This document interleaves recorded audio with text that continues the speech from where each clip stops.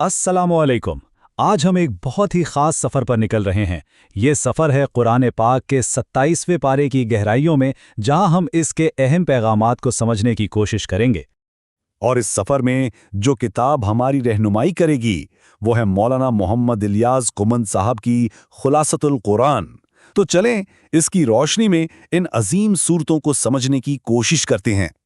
तो आज हम क्या क्या देखने वाले हैं? सबसे पहले हम वही की रहनुमाई पर बात करेंगे, फिर कस्मों और अल्लाह की निशानियों को देखेंगे, उसके बाद रसूल और पैगाम की अहमियत को समझेंगे, फिर रहमान की बेशुमार नेमतों का जिक्र होगा, और फिर हम अल-अव्वल और अल-आखिर यानी अल्लाह की सिफ़ात पर गौर करेंगे, और आखिर में हम देखेंगे कि इस सफ़र को आगे कैसे बढ़ाया जा सकता है।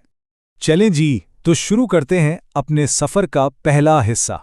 इसमें हम कुरान के इस खास जुज़ की यानी पारे की बुनियाद को समझेंगे, ताकि आगे का रास्ता बिल्कुल साफ हो जाए। अच्छा, सबसे पहले तो ये जानना ज़रूरी है कि ये पारा आखिर है क्या।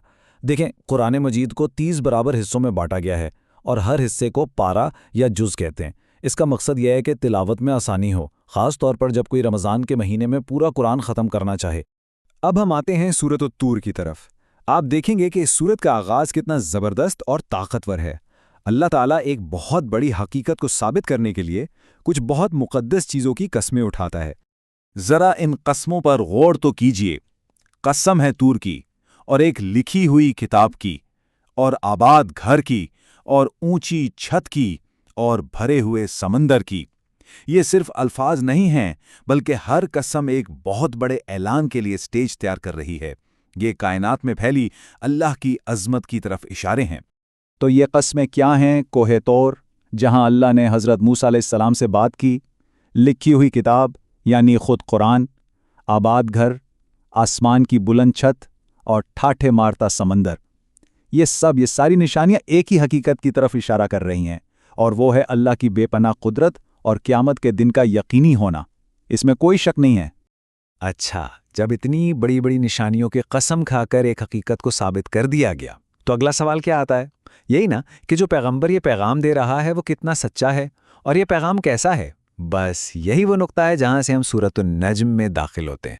ये आयात तो जैसे इस पूरे पैगाम का दिल हैं।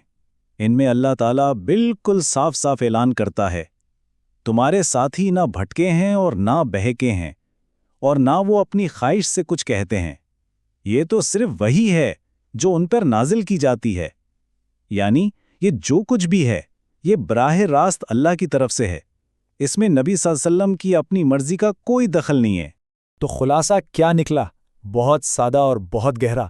पैगाम भी सच्चा है क्योंकि वो अल्लाह का है, और पैगाम लाने वाले यानी रसूल सल्लल्लाहु अलैहि वसल्लम भी सच्चे हैं। ये सूरत दोनों की सच्चाई पर मुहर लगा देती है। अच्छा, जब ये साबित हो गया कि पैगाम सच्चा है और रसूल भी अमीन है, तो हमारा ध्यान खुद ब खुद उस ज़ात की तरफ जाता है जिसने ये सब भेजा है, और यहीं से सूरत रहमान का आगाज़ होता है।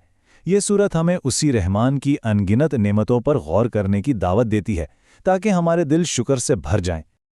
और फिर आती है वो आयत जो इस सूरत की पहचान है, जो बार बार दोहराई जाती है, बस तुम अपने रब की कौन कौन सी नेमतों को झुटलाओगे।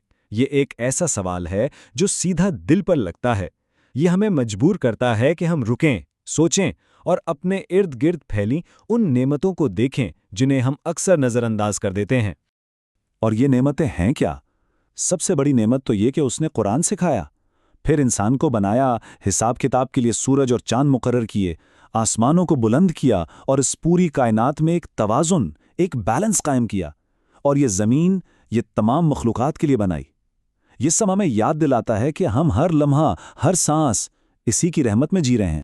अब हम चलते हैं सूरतुल अदीद की तरफ। ये सूरत हमें अल्लाह की अबदी सिफ़ात और इस दुनिया में हमारी हैसियत पर गौर करने की दावत देती है।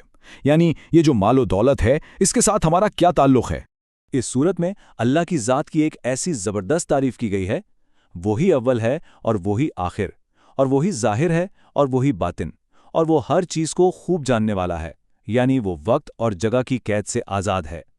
हर चीज़ की शुरुआत उसी से है और सबका अंजाम भी इसी की तरफ है, और कोई भी चीज़ छोटी हो या बड़ी उसके इल्म से बाहर नहीं है। फिर यह सूरत एक बहुत ही अहम सवाल उठाती है। تمہیں کیا ہو گیا ہے کہ تم اللہ کی راہ میں خرچ نہیں کرتے، حالانکہ آسمانوں اور زمین کی میراث اللہ ہی کی ہے۔ یہ ایک طرح سے ہمیں جھنجھوڑ رہی ہے، یہ یاد دلا رہی ہے کہ جس دولت کو ہم میری دولت سمجھتے ہیں وہ تو دراصل اللہ کی امانت ہے، اور جب مالک وہی ہے تو پھر اس کے راستے میں دینے سے کیسا ہچکچانا۔ تو آج ہم نے پارہ 27 کے چند بہت ہی گہرے اور اہم موضوعات پر بات کی، لیکن سچ تو یہ ہے کہ قرآن کو سمجھنے کا یہ سفر یہاں ختم نہیں ہوتا۔ یہ تو بس ایک شروعات ہے، ایک قدم ہے۔ اور اچھی بات یہ ہے کہ علم کے اس سفر کو جاری رکھنا آج کے دور میں بہت آسان ہو گیا ہے۔ سمجھ کا راستہ اب صرف ایک کلک کی دوری پر ہے۔ تو اگر اس سفر کو آگے بڑھانا چاہتے ہیں تو آج ہی امہ 360 ایپ ڈاؤن لوڈ کریں اپنے ایپ سٹور یا پلے سٹور سے، اور علم کے اس سمندر میں مزید گہرائی میں غوطہ لگائیں۔ یہ تمام معلومات آپ تک امہ 360 ٹیم کی جانب سے پہنچائی گئی ہیں۔ بس پلے سٹور اور ایپ سٹور پر امہ 360 سرچ کریں اور اپنے سفر کا آغاز کریں۔